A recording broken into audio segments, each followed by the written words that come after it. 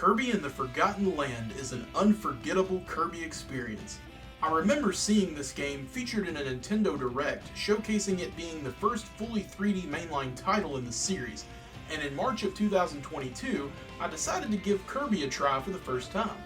I remember taking my Nintendo Switch to work and playing this game on my breaks, and ever since completing this game, I have brought other games and systems to work to help me get through this capitalist society that we love so much.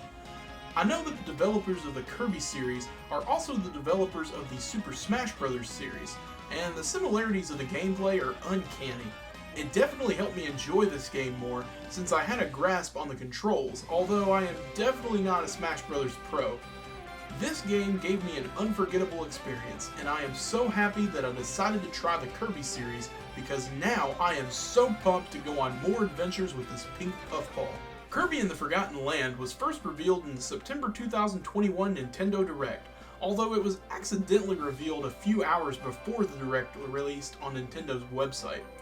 The main showcase was the fact that it was the first fully 3D mainline title in the series. Kirby has been seen in 3D romps before, dating back to the Nintendo GameCube with Kirby Air Ride, but these are all side games, so they don't count. The developers, HAL Laboratory, have been attempting to bring Kirby to the 3D experience ever since the 2000s, but have failed. Game director Tatsuya Kimamiya later on brought a template that helped HAL Laboratory get through the troubles they were having, and together, along with the developer Vanpool, developed what would later become Kirby and the Forgotten Land. Later on in 2022, we got a few small trailers showcasing the features of this game, as well as a release date of March 25th, 2022. Reviews of the game were highly positive, with some critics calling it the best Kirby game ever made. The critics were impressed with how well the features of the game go hand in hand with the level designs, the copy abilities being a ton of fun to use, and the boss fights being more challenging than previous titles are a welcome change. Minor complaints were pointed towards Kirby's movements, which feel too slow, and the recurring mini-bosses, which some found stale as the game went on. But what wasn't stale were the sales of this game, selling 6.96 million copies worldwide as of September 2023, which makes it the best-selling Kirby game of all time. That's my pay pig right there! Our story sees Kirby on planet Popstar, having a normal day until a portal opens up and begins to suck in everything. Kirby is sucked in, and he finds himself in a new world.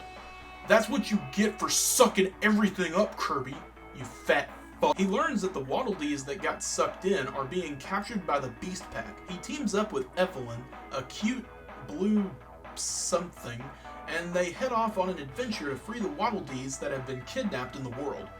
On the way, they find King Dedede helping out the Beast Pack.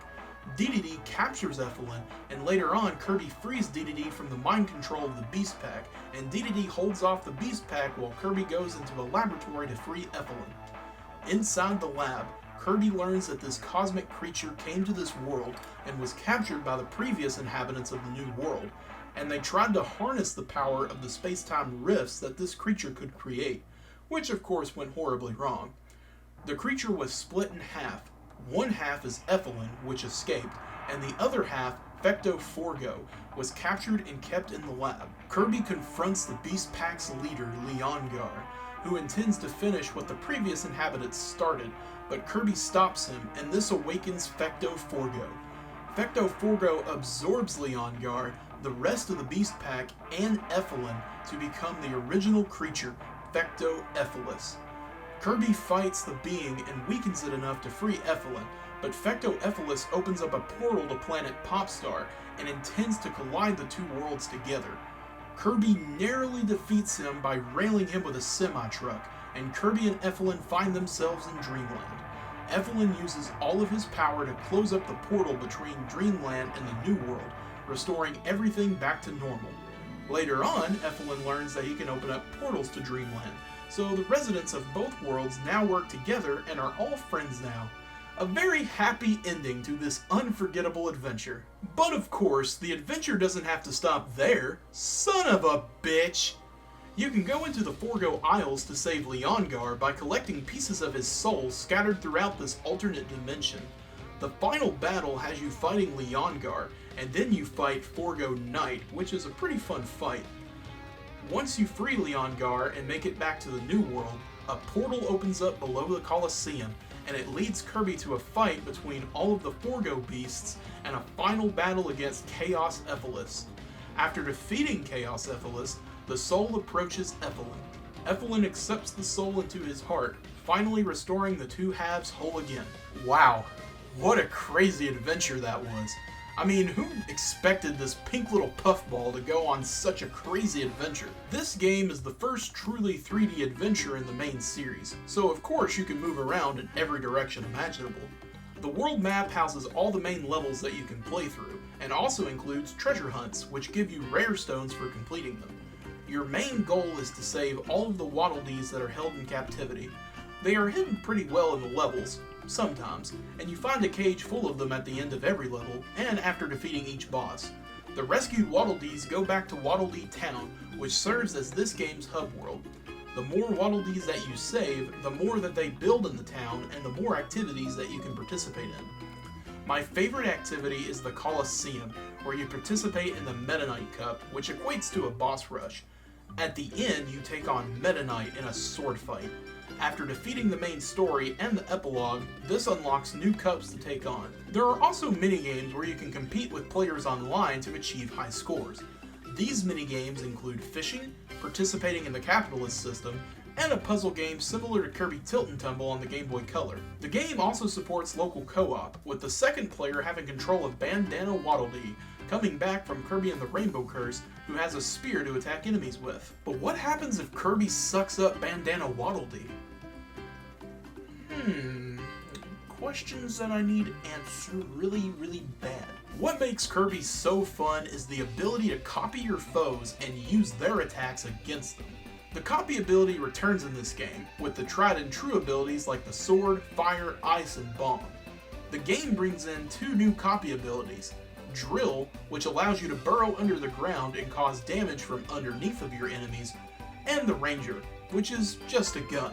Pretty self-explanatory there. I mean, we hear about them all the time in the news nowadays, am I right? You can upgrade these abilities to make them stronger, and give them different moves for Kirby to perform.